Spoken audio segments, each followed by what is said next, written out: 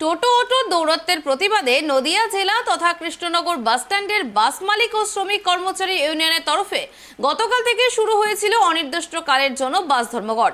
দ্বিতীয় দিনে নদিয়ার নবদ্বীপে তা ছড়িয়ে পড়ে বিভিন্ন প্রান্তে।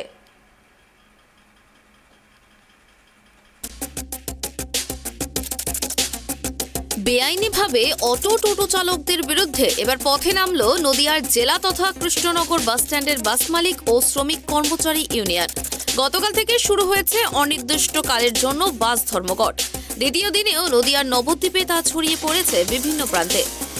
ধরুন মোটর গাড়ির যা পরিস্থিতি, তাতে আমাদের মোটর গাড়ি চালিয়ে ঠিক মতো মাইনে পাচ্ছি না, সংসার চলছে না, নানান দিকে নানান রকম অজুহাত।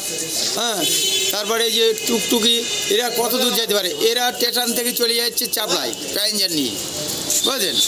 এই যে নানান ঝামেলা অশান্তি দিনের পর দিন হয়েই আসছে। আমরা ঠিক মতো পয়সা করি পাচ্ছি না, মাইনা হচ্ছে না, আমরা সংসার চালাতে পারছি না, মালিকরা পাচ্ছে না। মালিকদের তো কী করি, মালিকরা না পারলে তারা কি করে গাড়ি চালাবে। দেখেছিলেন কি লাভ হয়েছিল? তাতে কোনো সুবিধা হয়নি। আমরা প্রশাসনের কি দ্বারস্থ হয়েছিলেন? কি বলবেন এই নিয়ে? এই সাধারণ মানুষের তো কষ্ট হচ্ছে। সাধারণ মানুষের কষ্ট হচ্ছে। আমরা গাড়ি চালালে পরে আমরা রুটে যদি গাড়ি নিয়ে বেরোই, প্রত্যেক স্টপেজে টোটো অটো দাঁড়িয়ে থাকে। আমরা যাওয়ার পরে আমাদের আগে প্যাসেঞ্জার চলে যায়, আমরা কোনো প্যাসেঞ্জার পাই না রাস্তায়। তার জন্য অনেকবার প্রশাসনের কাছে ইউনিয়নের কাছে দ্বারস্থ হয়েছে, তাতে কোনো সেবা পাইনি। বাধ্যতামূলক গাড়ি বন্ধ করতে হবে।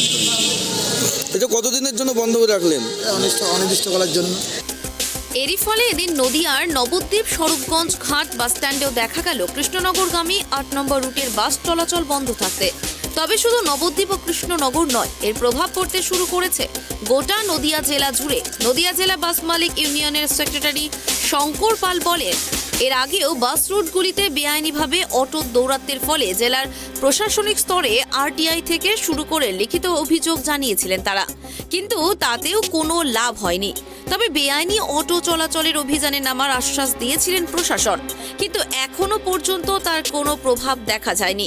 তাই যারা বাস চালক রয়েছে তারা আজ থেকে অনির্দিষ্টকালের জন্য কর্মবিরতির ডাক দিয়েছে। স্বভাবতই কর্মবিরতির ডাক দিলে বাস পরিষেবা তো বন্ধ হয়ে যাবে, আর তার জন্য ক্ষতির মুখে পড়তে হচ্ছে স্কুল কলেজের ছাত্রছাত্রী থেকে শুরু করে বিভিন্ন কর্মসংস্থানে যাওয়া মানুষদের।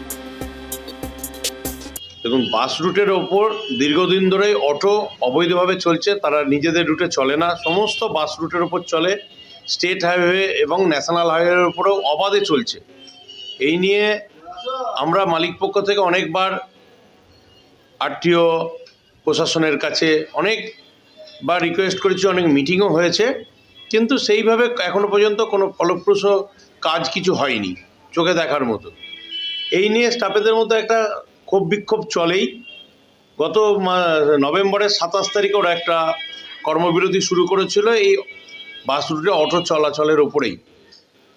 এই নিয়ে 28 তারিখে বোর্ড মেম্বারের চেম্বারে একটা মিটিং হয়। সেই মিটিংয়ে বোর্ড মেম্বার ম্যাডাম নিজে ছিলেন, আরটিএরাও ছিলেন। সেখানে কথা হয়েছিল যে রেগুলার বেসিসে এবার থেকে অটোর বিরুদ্ধে একটা অভিযান শুরু হবে, কিন্তু সেইভাবে অভিযান কিন্তু বিক্ষিপ্তভাবে হয়েছে, এখনও পুরোপুরি হয়নি। এই নিয়ে স্টাফরা প্রতিদিনই আরটিওকে, বোর্ড মেম্বারকে এবং প্রশাসনের নানা স্তরে ওরা চিঠি চাপাটি করেও যখন কাজ না হয় তখন ওরা গত 3 দিন ধরে অ্যানাউন্স করে যে আজকে 9 তারিখ থেকে ওরা কর্মবিরতি আবার শুরু করবে। সেই কর্মবিরতি আজ থেকে ওরা শুরু করেছে। সেরকম কোনো নির্দিষ্ট দিন ওরা বলেনি যে এত তারিখ থেকে এত তারিখ। 9 তারিখ থেকে কর্মবিরতি চলবে লাগাতার, এইভাবে ওরা বলে কর্মবিরতি সম্পূর্ণভাবে সম্পূর্ণ স্টাফেরাই এই কর্মবিরতি শুরু করেছে।